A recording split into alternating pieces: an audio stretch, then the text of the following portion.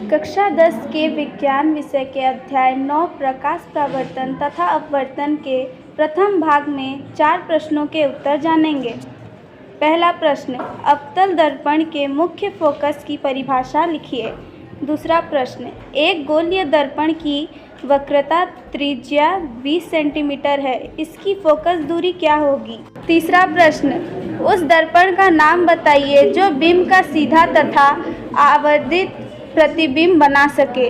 चौथा प्रश्न, हम वाहनों में उत्तल दर्पण को पश्च दृश्य दर्पण के रूप में वरीयता क्यों देते हैं?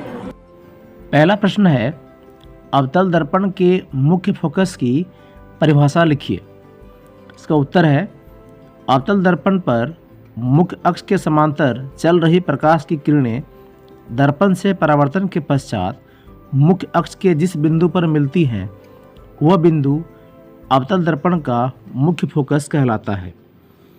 आप यहाँ पर एक ग्राफ बना हुआ है, वहाँ देख सकते हैं MN एक अवतल दर्पण है।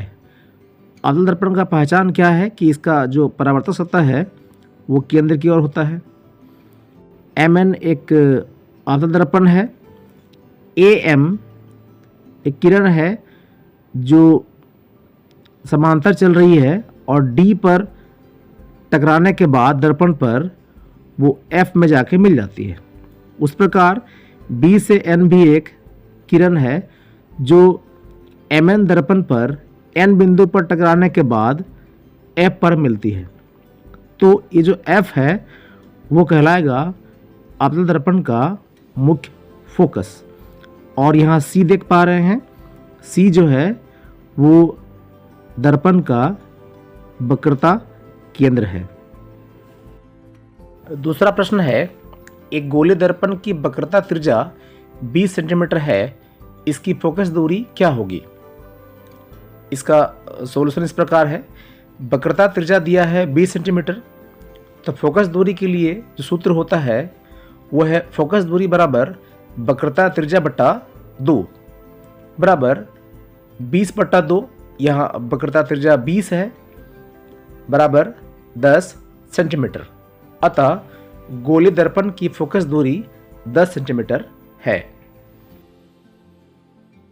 तीसरा प्रश्न है, उस दर्पण का नाम बताइए जो बिंब का सीधा तथा आवर्धित प्रतिबिंब बना सके। अर्थात इस प्रश्न में ये पूछा गया है कि किसी भी वस्तु का प्रतिबिंब जब बनेगा तो वो कौन सा दर्पण होगा जो उस वस्तु का प्रतिबिंब यानी बिंब सीधा तथा आवर्धित बना पाएगा। इस प्रश्न का सही उत्तर है अवतल दर्पण। अवतल दर्पण पर बिंब का सीधा तथा आवर्धित प्रतिबिंब बनता है। चौथा प्रश्न है, हम वाहनों में उत्तल दर्पण को पश्च दृश्य दर्पण के रूप में वरीयता क्यों देते हैं? इस प्रश्न का उत्तर है, हम वाहनों में उत्तल दर्पण को पश्च दृश्य दर्पण के रूप में वरीयता इसलिए देते हैं क्योंकि यह सदैव सीधा प्रतिबिंब बनाते हैं तथा इनका दृष्टि क्षेत्र भी बहुत अधिक होता है। अर्थात यह दर्पण की तुलना में बहुत बड़े क्षेत्र को देखने में समर्थ बनाते हैं।